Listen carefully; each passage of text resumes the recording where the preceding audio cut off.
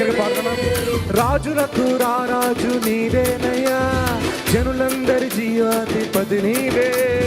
రాజులకు రారాజు నీవేనయ్యా, జనులందరి జీవాధిపతి నీవే. మా యోగ క్షేమము నీవేనయ్యా, గానము నీకేనయ్యా. మా యోగ క్షేమము నీవేనయ్యా, మా స్తుతి గానము నీకేనయ్యా. హల్లెలూయా ఆరాధ్యుడా, హల్లెలూయా స్తుతి పాత్రుడా, హల్లెలూయా అభిషిక్తుడా, హల్లెలూయా. యేసుక్రీస్తు ప్రశస్త నామంలో మా ప్రియులందరికీ శుభాలు. ఈరోజు దేవుని వాక్యంలో నుంచి మార్కు సువార్త 12:18 నుంచి మనం చూద్దాం.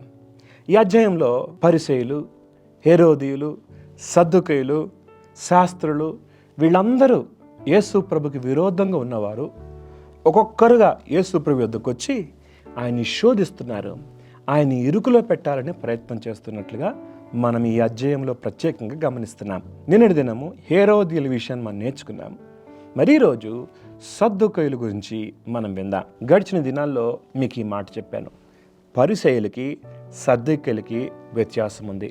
పరిసయ్యులు సామాన్య జనులలో ఉండేవారు, అంటే వీరు ఉన్నతమైన వర్గానికి చెందిన వారు కాదు. వీరు మత నాయకులుగా కూడా పిలువబడుతున్నారు. అయితే వీరిలో ఉన్న సమస్య ఏంటంటే పునరుత్థానాన్ని నమ్ముతారు, కానీ మానవ కల్పితమైన ఆచారాలను దైవోపదేశాలుగా భావిస్తారు. ఇది పరిసయ్యుల విధానమైతే వారికి వ్యతిరేకంగా మరో గుంపు ఉంది. వారిని సద్దుకయ్యులు అంటారు. సద్దుకయ్యులు ఉన్నత వర్గానికి చెందినవారు. వీరు రోమియోలతో సత్సంబంధాన్ని కలిగి ఉండేవారు. అంతేకాదు, రోమియోలతో వీరు సత్సంబంధాన్ని కలిగి ఉన్నారు కాబట్టి ప్రధాన యాజకులు ఈ సద్దుకయ్యుల్లో నుండే ఏర్పరచబడేవారు, నియమించబడేవారు. సరే, ఈ సద్దుకయ్యుల్లో ఉన్న బలహీనత ఏంటంటే వీరు పునరుత్థానాన్ని నమ్మరు, ఆత్మను నమ్మరు. వీరు కొంచెం అనుమానాస్పదంగా ఉంటారు, ప్రతిదీ నమ్మలేని స్థితిలో ఉంటారు. ఈ రెండు సమస్యలే పరిసయ్యులు దేవుని వాక్యానికి కలిపేవారు, సద్దుకయ్యులు దేవుని వాక్యములో నుంచి కొన్నిటిని తీసేస్తారు. నేటి సమాజంలో కూడా క్రైస్తవులలో ఈ రెండు రకాల వారు ఉన్నారు. కొంతమంది దేవుని వాక్యానికి జత చేసేవారు ఉన్నారు, కొంతమంది దేవుని వాక్యములో ఉన్న వాటిని కూడా నమ్మని స్థితిలో ఉన్నవారు కూడా ఉన్నారు. మార్కు సువార్త 12:18 పునరుత్థానం లేదని చెప్పేటి సద్దుకయ్యులు ఆయన యొద్దకు వచ్చి, బోధకుడా, తన భార్య బ్రతికి ఉండగా ఒకడు పిల్లలు లేక చనిపోయిన ఎడల వాని సహోదరుడు వాని భార్యను పెళ్లి చేసుకుని తన సహోదరునికి సంతానము కలగజేయవలనని మోషే మాకు వ్రాసి ఇచ్చెను. 7 సహోదరులుండిరి. మొదటివాడు ఒక స్త్రీని పెళ్లి చేసుకుని సంతానం లేక చనిపోయెను. కనుక రెండోవాడు ఆమెను పెళ్లి చేసుకునెను, వాడు సంతానం లేక చనిపోయెను. అటువలనే 3వవాడు చనిపోయెను. అట్లు 7 సంతానం లేకయే చనిపోయెను. అందరి వెనుక ఆ స్త్రీయు చనిపోయెను. పునరుత్థానమందు వారిలో ఎవరికి ఆమె భార్యగా ఉండును? ఆమె ఆ 7 భార్య ఆయను గదా అని అడిగిరి. గమనించండి, ఈ పునరుత్థానం గురించి వారు నమ్మరు కాబట్టి ఒక కథ అల్లుకొని వచ్చారు. బోధకుడా, మేము ఒక ప్రశ్న వేయాలనుకుంటున్నాం. అదేంటంటే, తన భార్య బ్రతికి ఉండగా ఒకడు పిల్లలు లేక చనిపోయాడు. అప్పుడు మోషే ధర్మశాస్త్ర ప్రకారము చనిపోయిన వాని పేరు నిలబెట్టడానికి వాని సహోదరుడు వాని భార్యను పెళ్లి చేసుకుని తన సహోదరునికి సంతానము కలగజేయవలనని మోషే మాకు వ్రాసి ఇచ్చాను. ఎందుకు ఈ మాట చెప్పాడు? ధర్మశాస్త్రంలో పాత నిబంధనలో అంటే ఇశ్రాయేలు ప్రజలకి స్వాస్థ్యము పంచిపెట్టబడింది. ఆ స్వాస్థ్యానికి హక్కుదారులుగా ఉండటానికి వారసులు ఉండాలి. కాబట్టి ఆ వారసత్వం కొరకు మోషే ఈ సంగతి తెలియజేశాడు. ఒకవేళ నీ సహోదరుడు సంతానం లేక చనిపోతే వాని సహోదరుడు వాని భార్యను పెళ్లి చేసుకుని ఆ సహోదరునికి సంతానం కలగజేయవలని మోషే చెప్పాడు. 7 సహోదరులు ఉండరి. మొదటివాడు ఒక స్త్రీని పెళ్లి చేసుకుని సంతానం లేక చనిపోయాడు.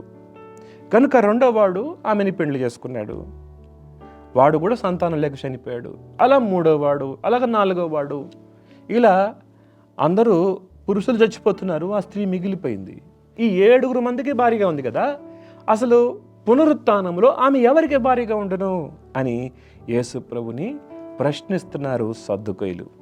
అప్పుడు యేసుప్రభు అంటాడు, మీరు లేఖనములు కానీ దేవుని శక్తిని కానీ ఎరగక పోవుట వలన పోరబడుచున్నారు. మీరు లేఖనాల్ని గ్రహించట్లేదు, దేవుని శక్తిని గ్రహించట్లేదు అని యేసుప్రభు వారికి తెలియజేస్తున్నాడు. యేసుప్రభు చెప్తున్న మాట చూడండి, వారు మృతులలో నుండి లేచినప్పుడు పెండ్లి చేసుకునరు, పెండ్లికి ఇవ్వబడరు, కానీ పరలోకమందు దూతల వలె ఉంటారు. పరలోకంలో శరీరం ఉండదు, భూమి మీద శరీరం ఉంటుంది. ఏ శరీరానికి వయసు ఉంటుంది, స్త్రీ పురుషుడు అని వ్యత్యాసం ఉంటుంది, వయసు భేదం ఉంటుంది. మన ఆత్మకు వయసు భేదం ఉండదు, మన మనస్సుకు వయసు భేదం ఉండదు. పునరుత్థానమందు పెండ్లి చేసుకోరు, పెండ్లికి ఇవ్వబడరు, కానీ పరలోకమందును దూతల వలె ఉంటారు అని ప్రభు తెలియజేస్తున్నాడు. ఈ మాట ప్రభు చెప్తూ వారికి పునరుత్థానము గురించిన సత్యాన్ని తెలియజేస్తున్నాడు. ఎలా తెలియజేస్తున్నాడో చూడండి. వారు లేచెదరని మృతులను గూర్చిన సంగతి మోషే గ్రంథమందలి పొదను గూర్చిన భాగంలో మీరు చదవలేదా? మోషే గ్రంథములో పొదను గూర్చిన భాగంలో ఏముంది? దేవుడు ఏం చెప్పాడు?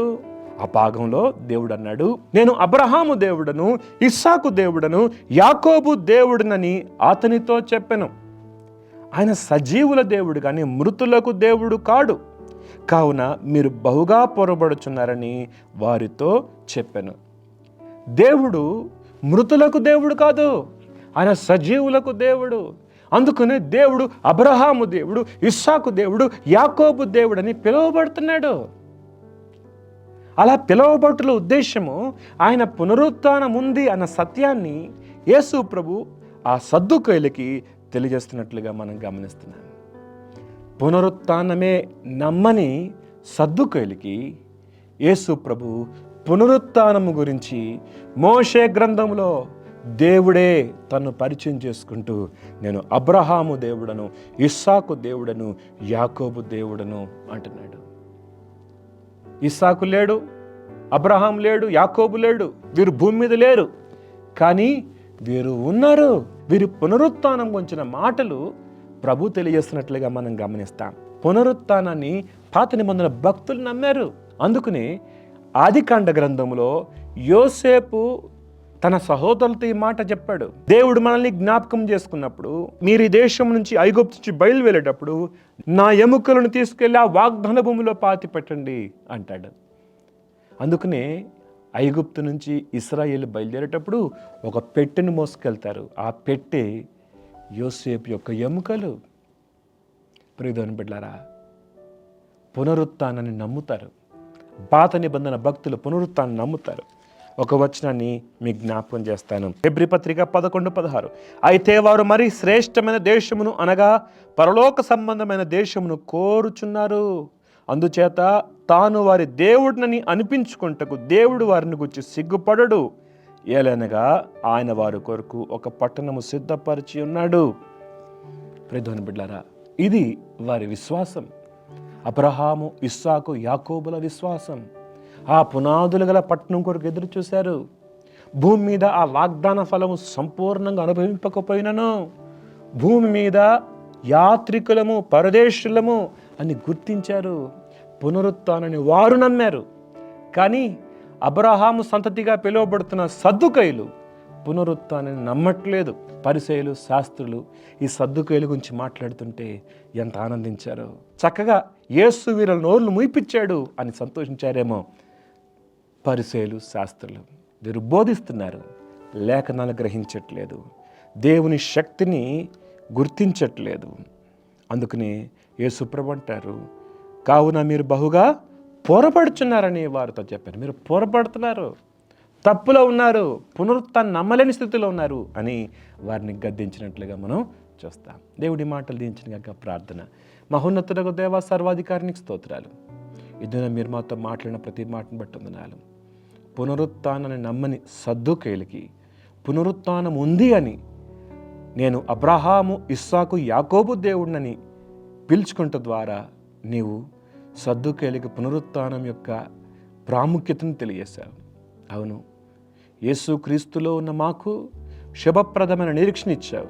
ఈ సత్యాన్ని గ్రహించే కృపనిచ్చావు. అందుని బట్టి స్తుతులు చెల్లిస్తూ యేసు నామములో అడుగుతున్నాం తండ్రి, ఆమెన్.